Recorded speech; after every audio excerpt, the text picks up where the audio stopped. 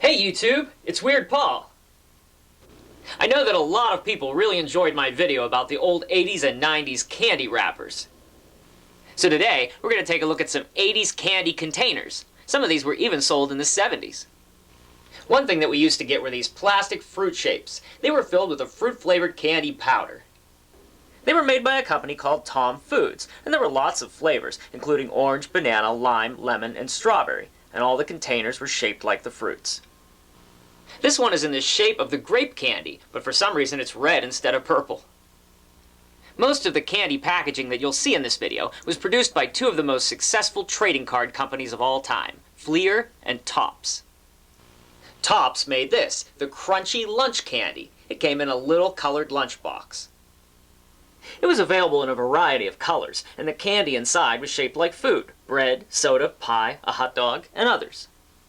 The pieces of candy that came in most of these packages were little chalky pieces, very similar to old Flintstones vitamins, but with no nutritional value. Another Topps product was the Dirty Laundry Candy, which came in a little washing machine. This candy was shaped like shirts, socks, and underwear. The front cover was the lid, and you could turn the crank on the back to put your candy through the spin cycle. The next four containers that I'll be showing you were all designed by the same man, a genius named Vero Ricci. For Topps, he made the Garbage Can D. Garbage Can D was available in many colors, and the candy itself was shaped like sneakers, a fish, and empty bottles and cans. And it was also useful afterwards if you wanted to pretend that Darth Vader got demoted to a sanitation worker. Vero Ricci then started working for Fleer, where he produced probably the greatest candy package of all time, Mr. Bones. Mr. Bones came in a small coffin. There were a total of 15 interlocking candy pieces, including a skull and a rib cage that you could assemble into a skeleton. A skeleton that you could eat. Back in grade school, I had made an Addams Family board game for art class. I don't have the game anymore, but I'd used this coffin in it, and inside I still have Thing and a couple sticks of dynamite. Vero Ricci's next Fleer production was the Fire Plug.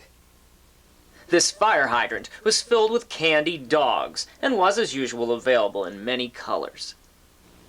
But going back, Vero Ricci's first project ever had been for Topps, and it was the first novelty candy container of its era. Starting in 1970, Big Tooth bubblegum came in a huge plastic tooth, just like this. Speaking of gum, my favorite candy package was probably Fleer's Bubble Burger.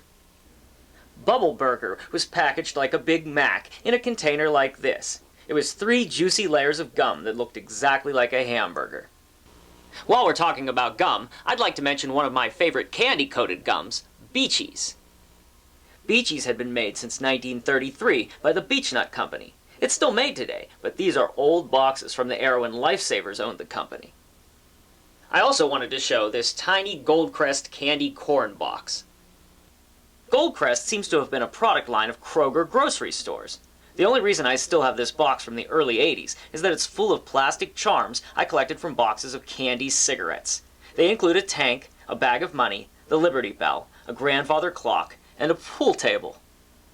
I still have one more type of 80s candy container to show you, and it was manufactured by Fleer in 1980. Chug-a-Can Candy was very influenced by Wacky Packages, which of course was another Fleer product. The 20 different cans were all parodies of different beverages and were full of little candy balls.